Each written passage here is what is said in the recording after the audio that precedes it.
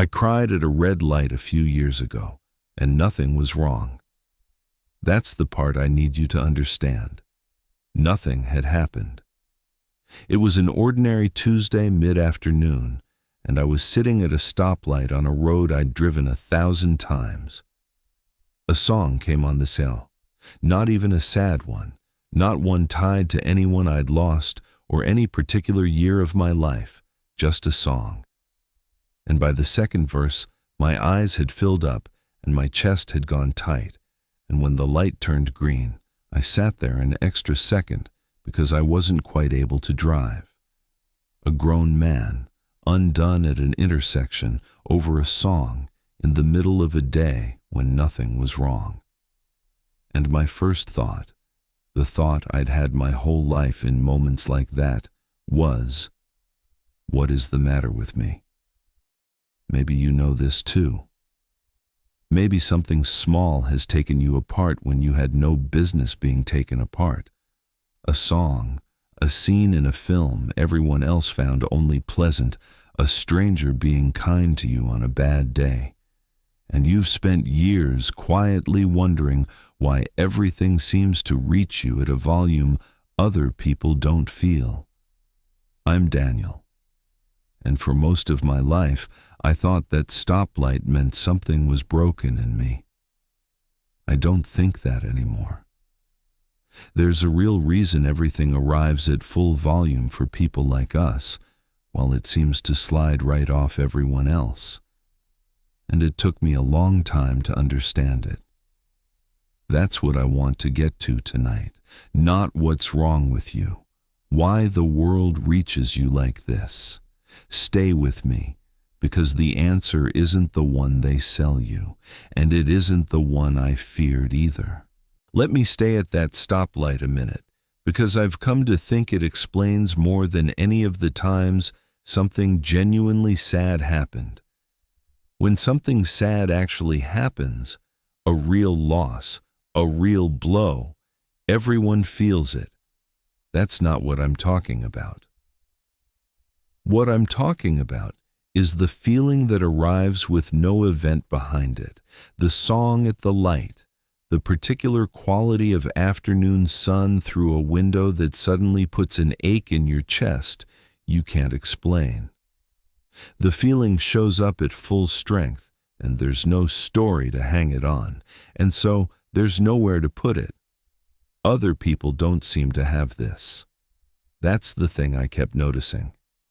The same song comes on, and the person next to you taps the wheel and hums along and feels, apparently, nothing much at all. It reaches them at a normal volume. It reaches you like a wave. For years I thought that meant I was fragile, that everyone else had a strength I'd somehow missed. But that wasn't quite it. And the difference between what I feared and what turned out to be true is the whole of this video. So let me keep going. Here's the second thing, and it's stranger, because it works across time. There are moments from years ago that still land on me at full intensity when they come back, not the big ones, the small ones. Something thoughtless someone said to me a long time back, nothing dramatic, the kind of thing most people would have forgotten inside a week. And when it surfaces, unbidden, on some ordinary evening, it doesn't come back faded. It comes back at the volume it first arrived. The same small sting, fully preserved, like no time has passed at all. I used to think this meant I held grudges, or couldn't let things go. But that wasn't it either. I didn't choose to keep those moments. I didn't file them for later. They simply went in deeper than they seemed to warrant at the time, and they never drained back out the way they seemed to for other people. Other people get a thing said to them. It stings for an afternoon, and it's gone. For me, it went in and stayed in, at full strength, available to be felt again years later as if it were fresh. That's not a moral failing. It's not that I'm bitter or that I can't move on. It's that whatever lets other people's feelings drain out at a normal rate, mine doesn't seem to have. The feeling arrives at full volume, and then it doesn't leave. And I couldn't, for the life of me, figure out why, until I stopped looking at the individual moments and started looking at what they all had in common. And here's the third thing, and it's the one that finally started to make the shape clear. After too much of anything, I have to go into a dark, quiet room and recover. Not just after hard things, after good things too.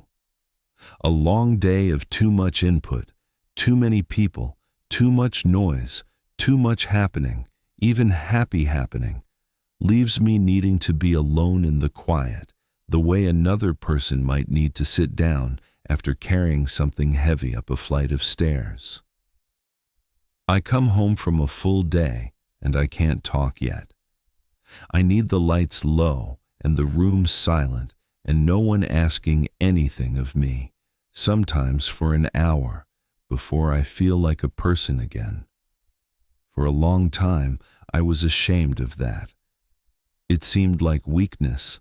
Everyone else could do a full day and go straight to dinner and be fine, and I needed a dark room to recover from a birthday party. But when I put it next to the stoplight and next to the old sting that never drained, I finally saw what all three had in common. It's not three different problems. It's one thing, showing up three ways. So here's what I came to.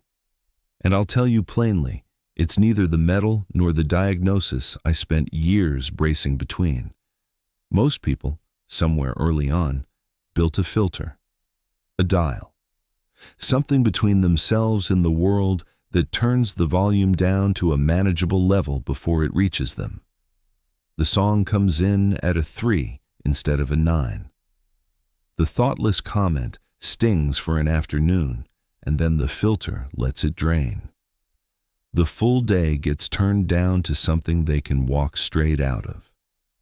They're not colder than you. They're not shallower than you. They just have a dial, and they can turn it down, and most of them don't even know they're doing it.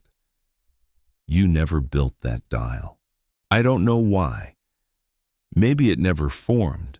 Maybe you were made without the parts for it. It doesn't much matter.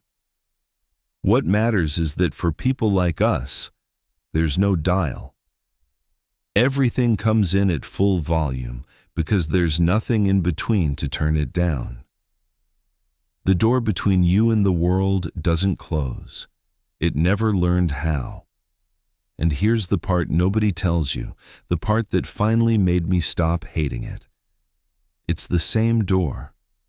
The door that let that song take me apart at a red light is the exact same door that lets me be undone in the best way by something beautiful, a piece of music that opens my whole chest, a moment of ordinary kindness that I feel all the way down, a morning so quietly lovely it aches. People like us get flooded by beauty in a way other people behind their filters simply don't. That's real, and it's not a consolation prize. It's one of the truest things about being this way. But it comes through the same open door as the pain. There is no version of this where you keep the door open for the beauty and close it for the rest. It's one door. It doesn't have a lock.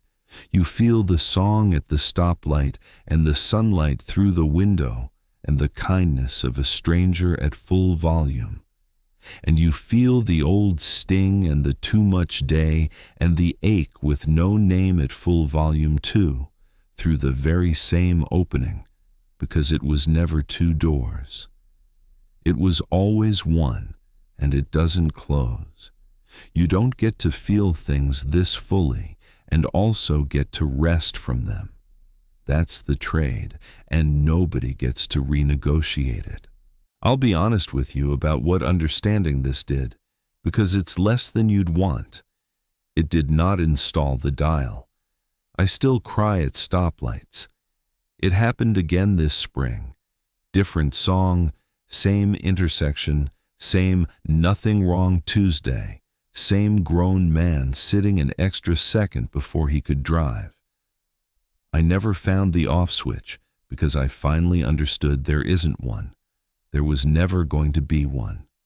The looking was the mistake. What changed is smaller than a cure, and it turned out to matter more than I expected. I stopped calling it broken. I stopped sitting at that light afterward, adding a second feeling on top of the first one. The shame of having been undone, the certainty that a normal person wouldn't have been. That second feeling was the one I could actually put down, not the flooding, the verdict I kept passing on myself for the flooding. The song still takes me apart. I just don't take myself apart about it anymore.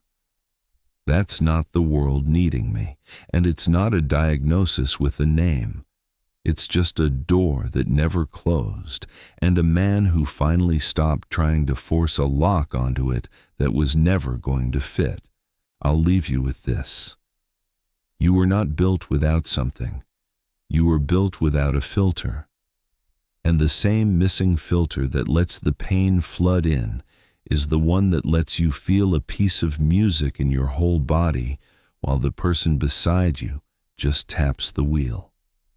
It's one door, and it's open, and it doesn't lock. That's the cost, and that's the gift, and they were never separable.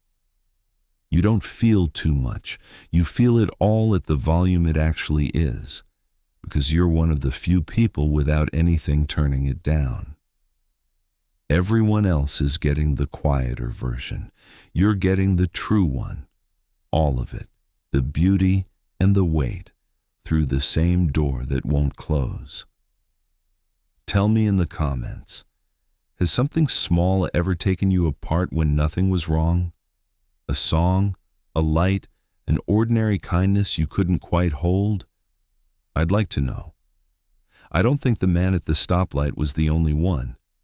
And if you want to sit with me again, subscribe. I'll be here. I'm Daniel. I'll see you in the late hours.